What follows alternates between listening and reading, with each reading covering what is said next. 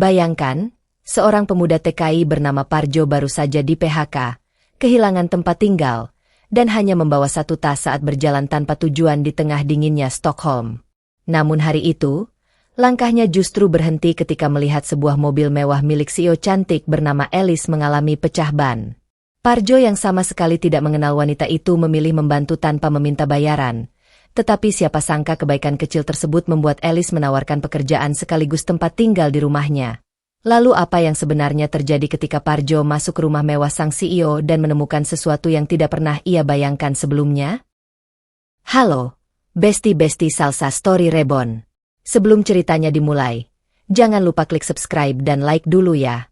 Tulis juga di kolom komentar. Kalian nonton dari kota mana? Salsa penasaran nih. Siapa tahu ada yang lagi rebahan sambil kepo sama cerita hari ini hehe. Jangan di-skip, karena dari awal sampai akhir bakal ada kejutan yang bikin penasaran. Dan ingat, satu keputusan kecil di akhir cerita nanti ternyata bisa mengubah hidup semuanya. Yuk, simak sampai selesai, dan jangan lupa kasih kritik serta sarannya supaya Salsa Story Reborn bisa terus menghadirkan cerita yang makin seru buat kalian. Stockholm sore itu terasa lebih dingin dari biasanya. Angin berembus melewati kawasan industri di pinggiran kota. Beberapa pekerja baru saja keluar dari sebuah pabrik manufaktur besar setelah menyelesaikan jam kerja mereka. Di antara para pekerja itu, ada seorang pemuda Indonesia bernama Parjo. Usianya belum terlalu tua. Tubuhnya sederhana, wajahnya selalu dihiasi senyum, dan ia terkenal sebagai orang yang mudah akrab dengan siapa saja. Selama bekerja di Swedia, Parjo dikenal rajin. Ia hampir tidak pernah datang terlambat. Pekerjaan berat pun jarang ia keluhkan. Kalau ada teman yang mengeluh karena pekerjaan, Parjo biasanya hanya tertawa. Namanya juga cari duit di negeri orang. Kalau kerjaannya gampang, nanti saya malah curiga. Teman-temannya langsung tertawa. Bagi Parjo, bercanda adalah caranya bertahan. Ia tahu hidup sebagai pekerja migran tidak selalu mudah. Jauh dari keluarga, harus beradaptasi dengan bahasa dan budaya yang berbeda, serta bekerja keras demi mengirim sebagian penghasilan kepada keluarganya di Indonesia. Namun selama masih bisa bekerja dan mendapatkan uang dengan cara halal, Parjo merasa tidak punya alasan untuk banyak mengeluh. Sampai akhirnya, sebuah kabar mengubah semuanya. Pagi itu, seluruh pekerja diminta berkumpul di ruang pertemuan. Wajah para manajer terlihat serius. Tidak ada candaan seperti biasanya. Seorang pimpinan perusahaan berdiri di depan ruangan dan menjelaskan bahwa kondisi ekonomi perusahaan sedang memburuk. Pesanan menurun, biaya produksi meningkat, dan perusahaan terpaksa melakukan pengurangan karyawan. Suasana langsung berubah. Para pekerja saling memandang. Parjo masih mencoba tenang. Dalam hati ia berharap namanya tidak termasuk dalam daftar. Namun beberapa menit kemudian, daftar karyawan yang terkena pemutusan hubungan kerja mulai dibacakan. Nama demi nama disebut. Sampai akhirnya, Parjo. Pemuda itu terdiam. Teman di sebelahnya langsung menoleh. Jo, nama kamu. Parjo tersenyum kecil. Wah. Akhirnya saya jadi orang penting. Temannya bingung. Penting bagaimana? Nama saya sampai dipanggil di depan semua orang. Beberapa orang tertawa kecil. Parjo ikut tertawa. Namun tidak ada yang tahu bahwa saat itu dadanya terasa sesak. Ia baru saja kehilangan sumber penghasilan yang selama ini menjadi sandaran hidupnya. Setelah pertemuan selesai, Parjo kembali ke tempat kerjanya untuk mengambil barang-barangnya. Ia memandangi mesin yang selama bertahun-tahun menjadi bagian dari kehidupannya. Banyak kenangan tersimpan di tempat itu. Ada hari ketika ia bekerja sampai malam. Ada saat ketika ia jatuh sakit tetapi tetap masuk kerja. Ada pula saat ia mendapat gaji pertama dan langsung mengirim sebagian besar uangnya ke Indonesia. Kini semuanya berakhir begitu saja. Ketika keluar dari gerbang pabrik, seorang teman menepuk bahunya. Jo, kamu baik-baik saja. Parjo tersenyum. Baik. Mungkin bos saya iri. Iri apa? Iri karena saya lebih ganteng. Temannya tertawa. Tetapi setelah temannya pergi, senyum Parjo perlahan menghilang. Ia membuka aplikasi rekening di ponselnya. Saldo yang tersisa tidak banyak. Parjo menarik napas panjang. Masalah berikutnya muncul lebih cepat dari yang ia bayangkan. Tanpa pekerjaan, ia tidak sanggup membayar kontrakan. Beberapa hari kemudian, Parjo terpaksa mengemasi barang-barangnya. Tidak banyak yang ia miliki. Beberapa potong pakaian, dokumen penting, sebuah jaket, charger ponsel, dan foto keluarganya di Indonesia. Ia memasukkan semuanya ke dalam satu tas. Sebelum meninggalkan kamar, Parjo berdiri beberapa saat di depan pintu. Ruangan kecil itu memang sederhana. Tetapi selama ini tempat itulah yang selalu ia sebut rumah. Parjo mengusap wajahnya. Ya sudah, Jo. Jangan menyerah. Ia mengangkat tas dan keluar. Malam mulai turun ketika Parjo berjalan menyusuri jalanan Stockholm. Lampu kota mulai menyala. Orang-orang berjalan menuju rumah mereka. Ada yang membawa belanjaan. Ada yang tertawa bersama pasangan. Ada yang duduk di dalam restoran menikmati makan malam. Parjo hanya berjalan. Ia tidak tahu akan tidur di mana malam itu. Namun seperti biasa, ia masih berusaha bercanda. Kalau begini terus, bisa-bisa saya jadi backpacker profesional. Ia tertawa kecil sendiri. Tetapi kali ini tidak ada teman yang ikut tertawa. Untuk pertama kalinya, Parjo benar-benar merasa sendirian. Ia berhenti di sebuah kawasan pertokoan yang mulai sepi. Saat hendak melanjutkan langkah, terdengar suara keras dari arah jalan. Dor. Sebuah mobil mewah berhenti mendadak. Parjo menoleh. Seorang wanita cantik turun dari mobil dengan wajah kebingungan. Wanita itu mengenakan pakaian kerja yang rapi. Sikapnya terlihat berkelas dan tegas. Namanya Elis Frja Lindqvist. Elis adalah CEO muda dari sebuah perusahaan besar di Stockholm. Ia dikenal sebagai wanita yang disiplin, perfeksionis, dan sangat sulit tersenyum. Namun sore itu, Elis sedang menghadapi masalah sederhana yang tidak bisa ia selesaikan sendiri. Ban mobilnya pecah. Elis membuka bagasi, melihat peralatan, lalu menghela napas. Ia tidak tahu cara mengganti ban. Sementara sopir pribadinya sedang libur. Parjo memperhatikan dari kejauhan. Sebenarnya ia bisa saja terus berjalan. Tetapi melihat wanita itu kebingungan, langkahnya berhenti. Parjo meletakkan tasnya. Kemudian ia berjalan mendekat. Madam, mobilnya sakit. Elis menoleh. Wajahnya langsung terlihat heran. Excuse me. Parjo menunjuk ban. Imin bannya bermasalah. Elis mengangguk. Yes. I don't know what to do. Parjo tersenyum lebar. Oh, kalau cuma ban, saya bisa. Elis menatapnya dari atas sampai bawah. Ia tidak tahu siapa pemuda asing dengan tas besar itu.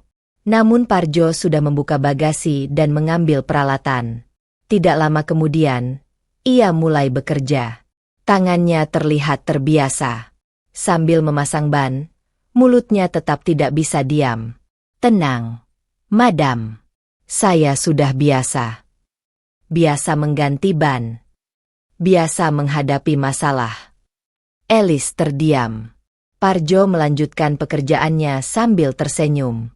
Kalau hidup saya tidak ada masalah, mungkin saya malah bingung. Elis tanpa sadar memperhatikannya. Ada sesuatu yang berbeda dari pemuda itu. Ia tidak mengenalnya. Ia juga tidak tahu bahwa beberapa jam sebelumnya pemuda tersebut baru saja kehilangan pekerjaan dan tempat tinggal.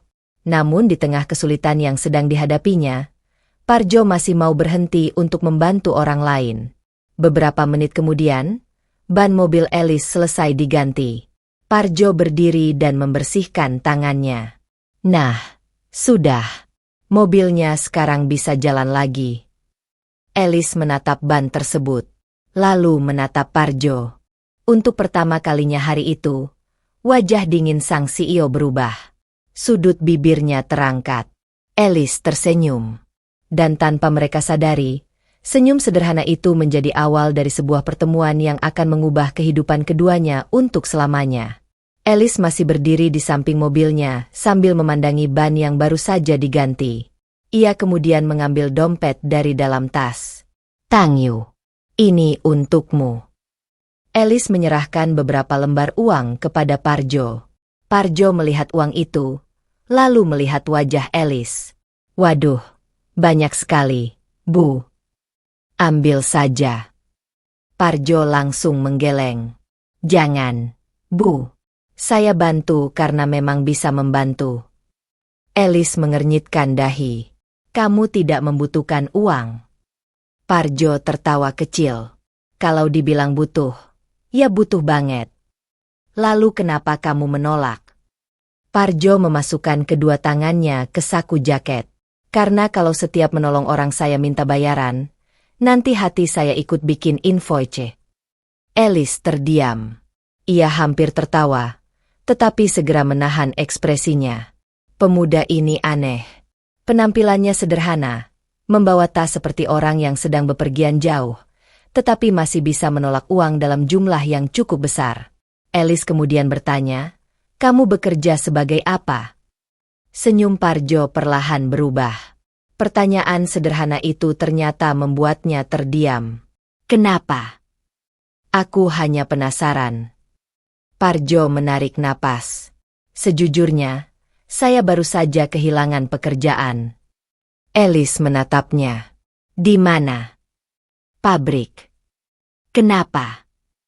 "Perusahaan melakukan pengurangan karyawan." Alice mulai memahami sesuatu. Ia memperhatikan tas yang dibawa Parjo sejak tadi. "Lalu sekarang kamu mau kemana?" Parjo melihat jalanan di depannya. "Belum tahu." "Tempat tinggalmu." Parjo kembali terdiam. Beberapa detik kemudian ia menjawab pelan. "Sudah tidak punya." Alice tampak terkejut. "Maksudmu?"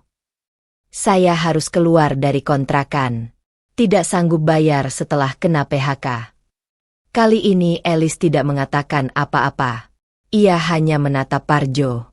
Beberapa menit sebelumnya, ia mengira pemuda itu sekadar orang asing yang kebetulan lewat dan membantu mengganti ban. Sekarang ia tahu bahwa pemuda tersebut sebenarnya sedang berada dalam masalah besar. "Jadi malam ini kamu tidur di mana?" Parjo tersenyum kaku. "Nanti saya pikirkan." "Belum punya tempat?" "Belum." Alice menatap jam tangannya. Hari semakin malam. Ia tidak mungkin membiarkan seseorang yang sedang kesulitan berjalan tanpa tujuan hanya karena mereka baru bertemu. "Aku punya tawaran." Parjo langsung waspada. "Tawaran apa, Bu?" "Kamu mau bekerja di perusahaanku?" Parjo berkedip. "Hah? Aku membutuhkan orang untuk membantu pekerjaan operasional." Parjo menunjuk dirinya sendiri. "Saya." Alice mengangguk. "Ya." Parjo tertawa. "Bu, jangan bercanda. Saya ini tadi baru ganti ban mobil ibu." "Aku serius." Parjo masih tidak percaya. Alice kemudian mengambil kartu nama dari dompetnya. "Datang besok pagi ke alamat ini. Temui bagian personalia. Katakan bahwa aku yang meminta mereka menerimamu." Parjo memegang kartu itu dengan hati-hati. Matanya mulai berkaca-kaca. "Benar, Bu." "Benar." Parjo mengangguk berkali-kali. "Terima kasih. Saya akan bekerja sebaik mungkin." Alice belum selesai. "Kamu juga bisa tinggal sementara di rumahku." Parjo langsung membeku. "Di rumah ibu?" Alice mengangguk. "Ada kamar kosong." Parjo melihat Alice seolah baru saja mendengar sesuatu yang tidak masuk akal. "Bu, saya takut nanti rumahnya saya kira hotel." Untuk pertama kalinya, Alice tertawa kecil. "Kalau begitu jangan bertingkah seperti tamu hotel." "Siap, Bu." Tidak lama kemudian, Parjo mengikuti Alice menuju rumahnya. Begitu mobil memasuki halaman, mata Parjo langsung membesar. Rumah Alice sangat besar. Halaman luas, garasi penuh kendaraan, dan bangunan utama terlihat seperti rumah yang selama ini hanya pernah Parjo lihat di televisi. Ketika masuk ke dalam, Parjo semakin gugup. Ia berjalan pelan sambil melihat sekeliling.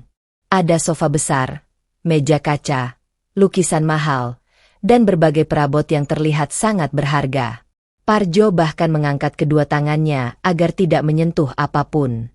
Alice memperhatikannya. "Kenapa kamu berdiri? Boleh duduk." Alice mengerutkan dahi. "Tentu. Di sofa itu." "Ya." Parjo mendekati sofa dengan hati-hati. Ia duduk di ujungnya. "Wah, empuk." Alice menahan senyum. "Kamu bisa duduk normal." Parjo langsung menyandarkan tubuhnya. "Kalau begini saya takut besok sofa ini masuk berita." Alice menggelengkan kepala. Pemuda ini benar-benar berbeda dari semua orang yang pernah bekerja dengannya. Malam itu, Alice menunjukkan kamar untuk Parjo. Kamar tersebut jauh lebih besar daripada kontrakan Parjo sebelumnya. Parjo berdiri di tengah ruangan sambil menatap tempat tidur. "Bu Alice, ini kamar saya." "Iya." "Serius?" "Serius." Parjo mengusap wajahnya. "Kalau saya bangun besok, jangan-jangan ternyata saya masih di trotoar." Alice tertawa kecil sebelum meninggalkan kamar. Namun malam itu, ketika sendirian, Alice kembali menjadi dirinya yang sebenarnya. Rumah besar itu terasa sangat sepi. Tidak banyak orang yang benar-benar dekat dengannya. Sejak suaminya meninggal, Alice semakin tenggelam dalam pekerjaan. Ia membangun benteng di dalam dirinya sendiri. Ia menjadi tegas, disiplin, dan sulit mempercayai orang. Ia terbiasa pulang ke rumah yang besar tanpa ada seseorang yang menunggunya. Tetapi malam itu berbeda. Ada suara langkah kaki dari kamar sebelah. Ada suara Parjo yang sesekali berbicara sendiri. Anehnya, rumah tersebut terasa sedikit lebih hidup. Keesokan paginya, Parjo datang ke kantor Alice. Ia mengenakan pakaian kerja sederhana dan langsung menjalankan tugasnya. Beberapa karyawan memperhatikannya. Ada yang berbisik karena tidak tahu bagaimana seorang mantan pekerja pabrik bisa tiba-tiba tinggal di rumah CEO. Namun Parjo tidak peduli. Ia bekerja dengan sungguh-sungguh. Ketika bertemu karyawan lain, ia selalu menyapa. Ketika melihat pekerjaan belum selesai, ia membantu tanpa banyak bicara. Bahkan ketika ada seorang karyawan yang meremehkannya, Parjo hanya tersenyum. "Saya memang mulai dari bawah. Yang penting jangan sampai hati saya ikut rendah." Ucapan itu membuat beberapa orang terdiam. Dari ruangannya, Alice tanpa sengaja mendengar suara Parjo. Ia membuka pintu sedikit. Melihat Parjo bercanda dengan beberapa karyawan, Alice kembali tersenyum. Ia sendiri tidak mengerti. Baru sehari pemuda itu berada dalam hidupnya. Namun entah mengapa, kehadiran Parjo membuat rumah dan kantornya terasa berbeda. Untuk pertama kalinya setelah sekian lama, Alice menyadari satu hal sederhana. Ia ternyata masih bisa tersenyum. Sudah beberapa hari Parjo tinggal di rumah Alice. Awalnya ia masih sangat canggung. Setiap kali bertemu Alice, Parjo selalu berdiri tegak seperti sedang berhadapan dengan kepala negara. Namun, sifat itu perlahan berubah. Parjo mulai terbiasa dengan rumah besar tersebut. Ia membantu merapikan beberapa bagian rumah, mencuci peralatan makan, dan memastikan kebutuhan sederhana Alice sudah tersedia sebelum wanita itu berangkat bekerja. Alice pun mulai terbiasa mendengar suara Parjo setiap pagi. "Bu Alice, sarapan." "Taruh saja di meja." "Sudah saya taruh. Tapi kalau tidak dimakan, nanti saya yang makan." Alice biasanya hanya menggeleng. "Jangan macam-macam."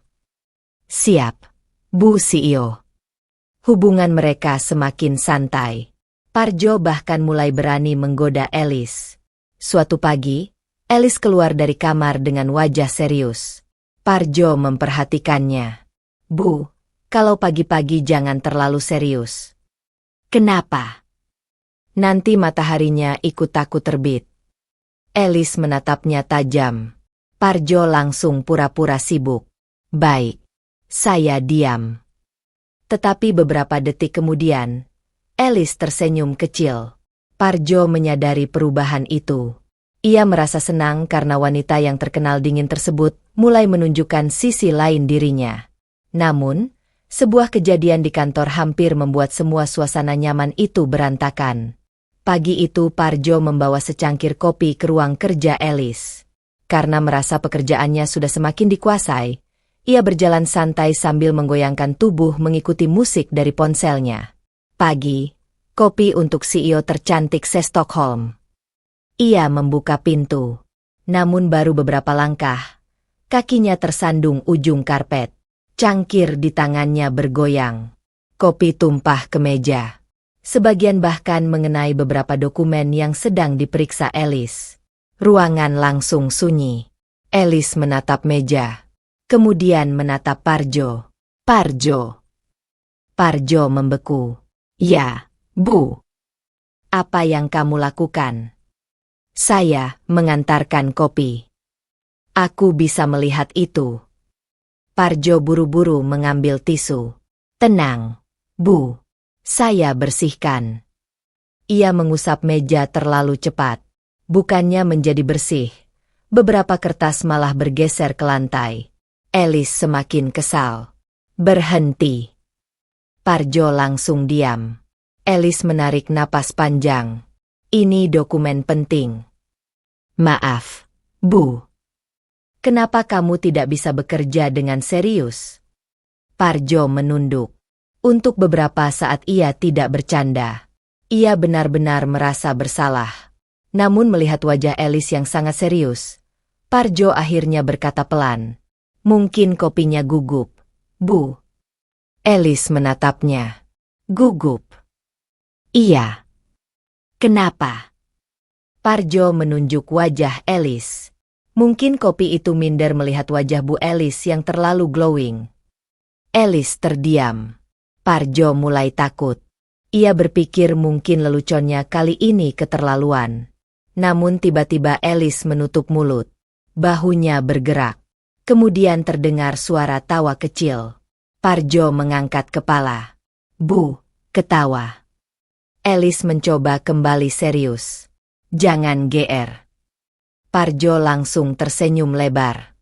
Syukurlah. Saya kira saya dipecat. Alice menggelengkan kepala. Bersihkan meja itu. Siap, Bu. Sejak kejadian tersebut, sesuatu berubah. Alice mulai sadar bahwa kehadiran Parjo membuat suasana hidupnya lebih ringan. Dulu ia pulang ke rumah dan langsung masuk ke ruang kerja. Sekarang, tanpa sadar ia sering mencari suara Parjo. Ketika rumah terlalu sepi, Alice justru merasa ada sesuatu yang kurang. Mereka mulai sering makan bersama. Pada suatu malam, Alice bertanya tentang Indonesia. Parjo bercerita mengenai keluarganya, kampung halamannya, dan alasan ia memilih bekerja jauh dari rumah.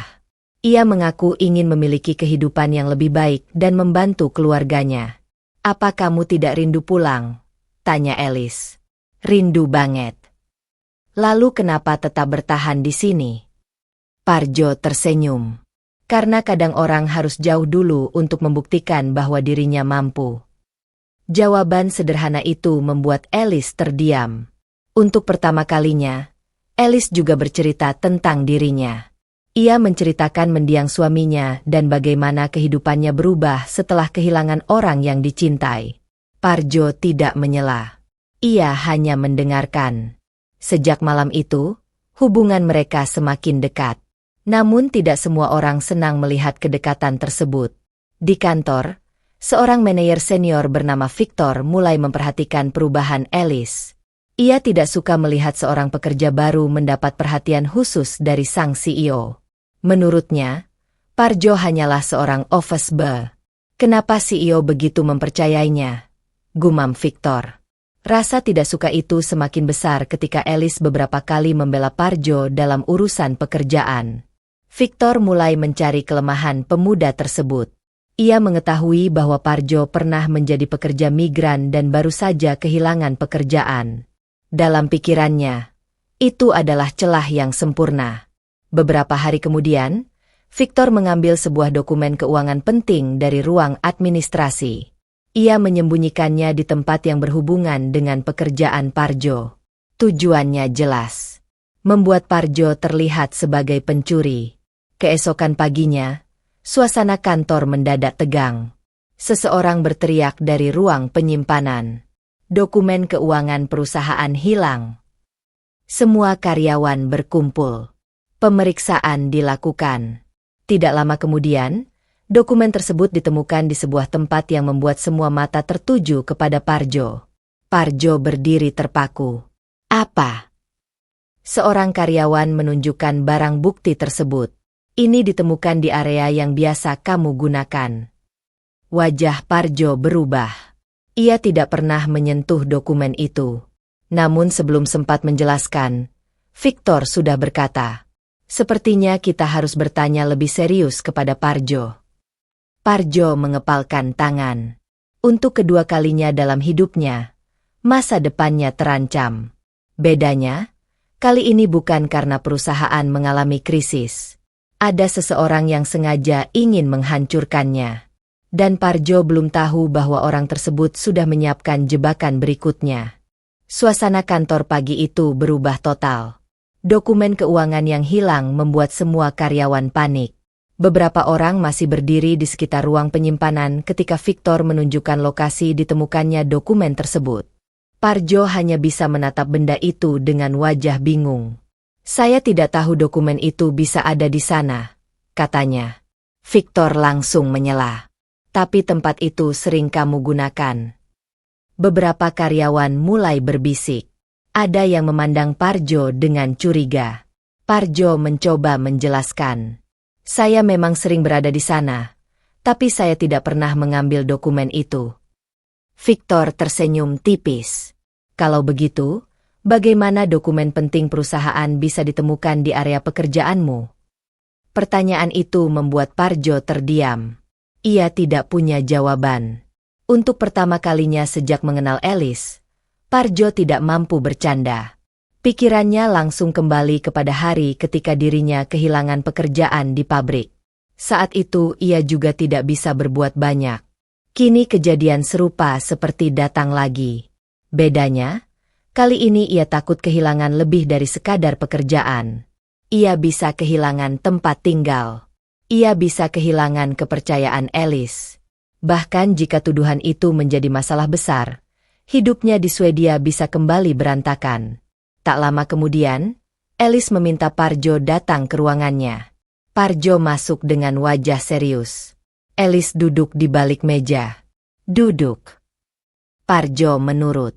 "Aku ingin mendengar penjelasanmu langsung." Parjo menarik napas.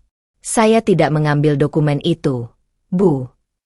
Ada yang mengatakan sebaliknya. "Saya tahu." "Apakah kamu yakin?" Parjo menatap Alice. "Saya yakin." Beberapa detik tidak ada suara. Parjo kemudian berkata, "Kalau Bu Alice tidak percaya kepada saya siap pergi." Alice langsung menatapnya. "Kamu mau pergi kemana?" Parjo tersenyum pahit. "Belum tahu." Jawaban itu membuat Alice terdiam. Ia tahu betul bagaimana keadaan Parjo ketika pertama kali bertemu dengannya. Pemuda itu bahkan tidak memiliki tempat untuk tidur. Alice tidak ingin mengambil keputusan hanya berdasarkan tuduhan. "Aku belum mengatakan kamu bersalah." Parjo mengangkat kepala. "Aku akan mencari tahu apa yang sebenarnya terjadi," lanjut Alice. Parjo mengangguk. "Terima kasih, Bu." Petugas keamanan mengikuti perintah. Terlihat jelas Victor membawa sebuah map. Beberapa menit kemudian ia keluar tanpa membawa map tersebut. Alice langsung berdiri. "Putar bagian berikutnya." Rekaman lain menunjukkan Victor beberapa waktu kemudian masuk ke area yang biasa digunakan Parjo. Alice mulai memahami semuanya. Victor sengaja membuat seolah-olah Parjo terlibat. Wajah Alice berubah keras.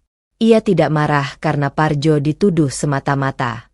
Ia marah karena seseorang berusaha menghancurkan orang yang sudah bekerja keras dan tidak pernah meminta perlakuan khusus. Alice langsung memerintahkan Victor dipanggil. Beberapa petinggi perusahaan juga diminta hadir. Ketika Victor masuk, ia masih terlihat tenang. Bu Alice memanggil saya. Alice tidak menjawab. Ia hanya memberi isyarat kepada petugas keamanan. Rekaman CCTV diputar di layar besar. Wajah Victor langsung berubah. Ruangan menjadi sunyi. Alice menatapnya. Masih ingin mengatakan Parjo yang mengambil dokumen. Victor tidak menjawab. Saya bisa menjelaskan, Bu. Jelaskan. Victor mulai gugup. Namun semua bukti sudah terlalu jelas. Ia akhirnya mengakui bahwa dirinya memang menyembunyikan dokumen tersebut karena ingin membuat Parjo terlihat sebagai pencuri. Alice berdiri. Jabatanmu tidak memberimu hak untuk menghancurkan kehidupan orang lain. Victor akhirnya diberhentikan dari perusahaan. Setelah semuanya selesai, Parjo dipanggil kembali. Alice memberikan kabar bahwa namanya sudah dibersihkan. Parjo menghela napas panjang. Terima kasih, Bu. Alice menatapnya. Aku percaya kepadamu sejak awal. Parjo terdiam. Kalimat sederhana itu terasa sangat berarti. Selama saya di negeri orang, tidak banyak orang yang mau percaya kepada saya, ujar Parjo. Alice menjawab pelan. Mungkin karena kamu terlalu sering bercanda. Parjo langsung tersenyum. Wah, berarti ibu sudah mulai bisa bercanda juga. Alice menggeleng sambil menahan senyum. Mereka kemudian berjalan keluar dari ruangan bersama. Namun setelah kejadian itu, Alice mulai menyadari sesuatu yang tidak bisa lagi ia abaikan. Perasaannya kepada Parjo telah berubah. Awalnya ia hanya merasa kasihan. Kemudian ia merasa nyaman. Sekarang ia mulai merasa takut kehilangan. Alice mulai menyukai kejujuran Parjo, keberaniannya, dan caranya membuat suasana menjadi lebih ringan. Namun ada satu hal yang membuatnya ragu. Mereka berasal dari kehidupan yang sangat berbeda. Alice adalah CEO dan pemilik perusahaan. Parjo adalah pekerja migran yang pernah kehilangan pekerjaan dan hampir kehilangan tempat tinggal. Alice takut jika perasaannya diketahui, orang-orang akan menganggap Parjo hanya memanfaatkan kekayaannya. Karena itu, malam tersebut Alice berdiri sendirian di depan jendela kamarnya. Ia memikirkan satu pertanyaan yang terus muncul dalam pikirannya. Apakah seorang wanita seperti dirinya benar-benar boleh jatuh cinta kepada pria seperti Parjo? Alice belum memiliki jawabannya. Tetapi satu hal sudah pasti. Ia tidak lagi melihat Parjo sebagai seorang pekerja biasa. Dan tanpa disadarinya, hatinya mulai memilih. Beberapa minggu setelah masalah di kantor selesai, hubungan Alice dan Parjo berubah semakin dekat. Mereka tidak lagi hanya berbicara soal pekerjaan. Saat sarapan, mereka membicarakan hal-hal sederhana. Kadang Parjo bercerita tentang makanan Indonesia yang dirindukannya. Alice pun mulai penasaran dengan kehidupan Parjo sebelum datang ke Swedia. Suatu malam, Parjo bertanya kepada Alice, Bu, sebenarnya ibu bahagia tidak dengan kehidupan sekarang? Alice yang sedang memegang cangkir kopi langsung terdiam. Kenapa bertanya begitu? Karena punya perusahaan besar belum tentu punya kehidupan yang tenang. Alice menatap Parjo. Menurutmu, apa arti bahagia? Parjo berpikir sebentar. Bisa makan tanpa terburu-buru. Punya orang yang bisa diajak ngobrol. Kalau sedang susah, ada yang bilang, tenang, kamu tidak sendirian. Alice tersenyum tipis. Kamu sederhana sekali. Justru karena sederhana, hidup saya tidak banyak tagihannya. Alice tertawa. Percakapan seperti itu semakin sering terjadi. Parjo membantu Alice melihat bahwa hidup tidak selalu harus diisi dengan rapat, target, dan angka keuntungan.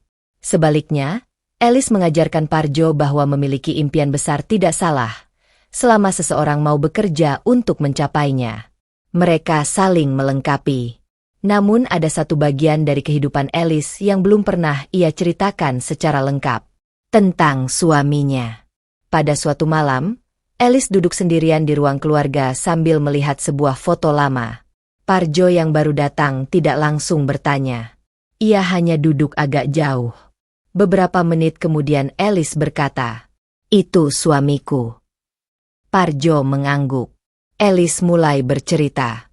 Suaminya adalah orang yang sangat ia cintai. Mereka pernah memiliki banyak rencana untuk masa depan. Namun sebuah kejadian membuat semuanya berakhir terlalu cepat.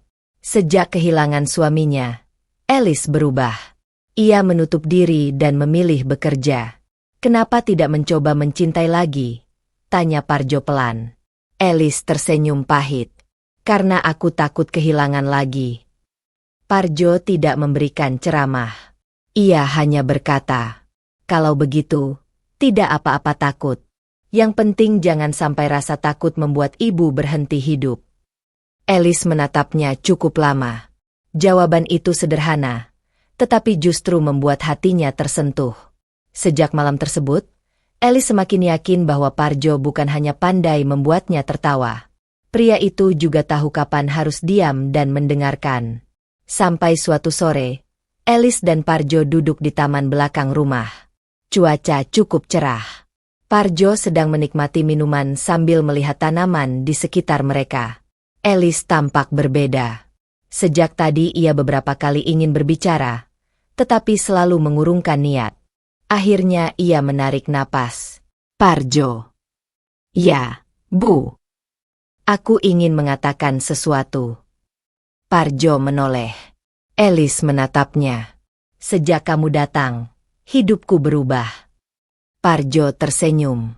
"Berubah jadi sering kehilangan kopi?" Alice tertawa kecil. "Serius?" Parjo langsung diam. "Aku dulu selalu merasa rumah ini terlalu besar. Sekarang aku tidak merasa sendirian." Parjo tidak menjawab. Alice melanjutkan. "Kamu membuatku tertawa. Kamu membuatku berani membuka diri lagi. Dan aku mulai menyadari bahwa aku bahagia ketika kamu ada di dekatku." Parjo mulai memahami arah pembicaraan itu. Alice akhirnya mengatakannya. "Aku mencintaimu, Parjo." Parjo membeku. Ia tidak pernah membayangkan kalimat tersebut keluar dari mulut Alice. Seorang CEO yang memiliki segala sesuatu justru mengatakan cinta kepada seorang pria yang pernah berjalan membawa tas karena kehilangan tempat tinggal. Namun Parjo tidak langsung menjawab. Alice terlihat sedikit gugup. "Aku membuatmu tidak nyaman." "Bukan begitu." "Lalu?" Parjo menunduk. "Saya cuma takut." "Takut apa?" "Saya takut ibu mencintai saya karena kasihan." Alice terdiam. Parjo melanjutkan. "Saya tidak mau menjadi orang yang tinggal di rumah ibu, makan dari uang ibu, lalu tiba-tiba mengaku mencintai ibu. Saya ingin kalau hubungan ini benar-benar terjadi, semuanya jelas." Alice mulai berkaca-kaca. Parjo menatapnya. "Kalau ibu serius, saya ingin menikah. Bukan menjadi pasangan diam-diam. Bukan memanfaatkan kekayaan ibu. Saya ingin datang sebagai laki-laki yang bertanggung jawab." Alice tersenyum. Untuk pertama kalinya, ia benar-benar yakin bahwa Parjo tidak mengejar hartanya. Namun keputusan mereka segera menjadi bahan pembicaraan. Beberapa orang terdekat Alice terkejut ketika mengetahui hubungan tersebut. Ada yang mempertanyakan niat Parjo. Ada pula yang mengatakan bahwa perbedaan status mereka terlalu jauh. Parjo tidak membalas dengan kemarahan. Ia memilih tetap bekerja. Ia tetap menjalankan tugasnya dengan baik, hidup sederhana, dan tidak pernah meminta fasilitas tambahan. Alice pun berdiri di sampingnya. "Kalau kalian meragukan Parjo karena masa lalunya, lihat bagaimana dia menjalani hidupnya sekarang." Parjo tahu ujian mereka belum selesai. Tetapi kali ini ia tidak ingin lari. Ia siap membuktikan bahwa cinta mereka bukan tentang kekayaan, jabatan, atau belas kasihan. melainkan tentang dua orang yang menemukan kebahagiaan setelah sama-sama melewati masa sulit. Dan setelah semua keraguan mulai mereda, satu keputusan besar akhirnya dibuat. Alice dan Parjo sepakat untuk melangkah ke jenjang pernikahan. Namun mereka belum tahu bahwa perjalanan menuju hari bahagia itu akan membawa satu ujian terakhir yang jauh lebih besar. Hari yang dinantikan akhirnya tiba. Pernikahan Alice dan Parjo digelar dalam suasana hangat dan elegan. Tidak terlalu berlebihan, tetapi cukup untuk membuat orang-orang terdekat mereka merasa bahagia. Alice terlihat anggun dengan gaun pernikahannya. Sementara Parjo mengenakan jas rapi yang membuat beberapa tamu hampir tidak mengenalinya. Ketika Parjo berdiri di depan Alice, ia justru berbisik, "Bu, saya takut salah berdiri." Alice menahan tawa. "Sekarang jangan panggil aku Bu." Parjo mengangguk.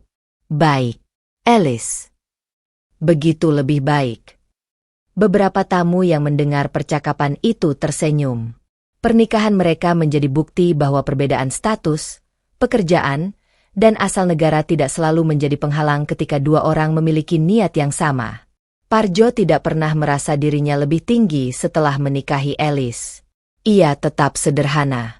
Ia tetap menyapa para pekerja perusahaan dengan ramah. Bahkan setelah menjadi suami seorang CEO, Parjo tetap tidak mau duduk santai tanpa bekerja. Beberapa bulan setelah pernikahan, Alice memberikan kesempatan kepada Parjo untuk berkembang di perusahaan. Bukan karena statusnya sebagai suami, tetapi karena Parjo memang menunjukkan kemampuan dan tanggung jawab. Parjo mulai dilibatkan dalam kegiatan operasional dan program sosial perusahaan. Ia belajar banyak hal baru. Kadang ia melakukan kesalahan, tetapi ia tidak malu bertanya. Alice pun tidak pernah memberikan jabatan hanya karena hubungan pribadi. "Kalau kamu ingin dihormati di perusahaan, buktikan dengan pekerjaan," kata Alice. Parjo menjawab, "Siap, Bu CEO." Alice langsung menatapnya. Katanya, "Jangan panggil aku Bu." Parjo tertawa. Refleks. Hubungan mereka tetap dipenuhi candaan sederhana seperti itu. Namun di balik kehidupan baru tersebut, Parjo tidak pernah melupakan masa lalunya. Suatu sore, ia meminta Alice berhenti di sebuah kawasan yang pernah ia lewati setelah kehilangan pekerjaan. Parjo turun dari mobil. Ia berdiri di pinggir jalan dan melihat sekeliling. Dulu, ia berjalan di tempat itu dengan membawa satu tas kecil. Saat itu ia tidak tahu akan tidur di mana. Ia tidak tahu bagaimana mendapatkan pekerjaan. Ia bahkan sempat berpikir untuk pulang ke Indonesia karena merasa sudah tidak sanggup menghadapi semuanya. Kini ia kembali ke tempat yang sama. Bedanya, sekarang ia datang bersama wanita yang dulu menolongnya. Alice berdiri di sampingnya. "Masih ingat tempat ini?" Parjo tersenyum. "Bagaimana mungkin lupa?" Ia menunjuk jalan di depan mereka. "Dulu saya berjalan dari sana sambil berpikir hidup saya sudah selesai." Alice menggenggam tangannya. "Padahal belum." Parjo mengangguk. "Justru dari sini semuanya dimulai." Ia teringat ban mobil Alice yang pecah. Jika hari itu ia memilih terus berjalan, mungkin hidup mereka tidak akan pernah bertemu. Dari pengalaman tersebut, Parjo mendapatkan sebuah gagasan. Ia ingin membantu orang lain yang mengalami kesulitan seperti dirinya. Malam itu, Parjo menyampaikan rencananya kepada Alice. "Aku ingin membuat tempat untuk membantu pekerja migran yang kehilangan pekerjaan." Alice langsung tertarik. "Kamu ingin membantu seperti apa?" "Tempat tinggal sementara, bantuan mencari pekerjaan, pelatihan. Kalau ada yang benar-benar tidak punya uang untuk makan, kita bantu dulu." Alice tersenyum. "Aku setuju." Beberapa waktu kemudian, mereka mendirikan sebuah yayasan. Yayasan tersebut memberikan bantuan kepada pekerja migran yang mengalami masalah pekerjaan dan tempat tinggal. Parjo turun langsung menemui mereka. Ia tidak datang sebagai orang kaya. Ia datang sebagai seseorang yang pernah berada di posisi yang sama. Suatu hari, seorang pekerja muda datang dengan wajah putus asa. Saya baru kehilangan pekerjaan. Saya tidak tahu harus bagaimana. Parjo duduk di sampingnya. Tenang. Saya pernah mengalami hal yang sama. Pemuda itu menatap Parjo. Benarkah? Parjo tersenyum. Saya bahkan pernah tidak tahu malam itu tidur di mana. Cerita tersebut membuat pekerja itu kembali memiliki harapan. Parjo tidak menjanjikan semuanya akan mudah. Ia hanya mengatakan bahwa selama seseorang masih mau berusaha, selalu ada jalan untuk bangkit. Sementara itu, perubahan terbesar juga terjadi pada Alice. Dulu ia dikenal sebagai CEO yang dingin. Sekarang karyawan sering melihatnya tersenyum. Ia lebih sering berbicara dengan pekerja. Ia mulai peduli pada kehidupan orang-orang di luar ruang rapat. Rumah besar yang dahulu terasa kosong kini dipenuhi percakapan. Kadang Parjo memasak makanan Indonesia. Kadang Alice mengeluh karena dapur menjadi berantakan. Parjo, kenapa cabainya sebanyak ini? Supaya hidup kita ada tantangannya. Alice menggeleng sambil tertawa. Tidak ada lagi kesunyian seperti dahulu. Alice akhirnya memahami bahwa kebahagiaan tidak selalu datang dari kesuksesan perusahaan atau banyaknya uang di rekening. Kadang kebahagiaan hadir melalui seseorang yang sederhana, tetapi tulus. Parjo juga belajar bahwa kehilangan pekerjaan bukan berarti kehilangan masa depan. Hari ketika ia di PHK dulu memang terasa seperti akhir dari segalanya. Namun ternyata itu justru menjadi awal dari kehidupan yang tidak pernah ia bayangkan. Ia kehilangan pekerjaan. Ia kehilangan tempat tinggal. Ia kehilangan kepastian. Tetapi dari semua kehilangan itu, ia menemukan cinta, keluarga, kesempatan kedua, dan tujuan hidup yang baru. Alice pernah memberikan Parjo sebuah kamar ketika pria itu tidak punya tempat untuk tinggal. Parjo kemudian memberikan sesuatu yang tidak pernah bisa dibeli Alice dengan uang. Kehangatan. Sebuah pertolongan kecil mengubah hidup mereka. Dan sebuah ketulusan akhirnya melahirkan sesuatu yang jauh lebih besar. Karena musibah bukan selalu akhir dari perjalanan. Terkadang, musibah justru menjadi pintu menuju kehidupan yang baru. Tamat, senyum di balik ketegasan.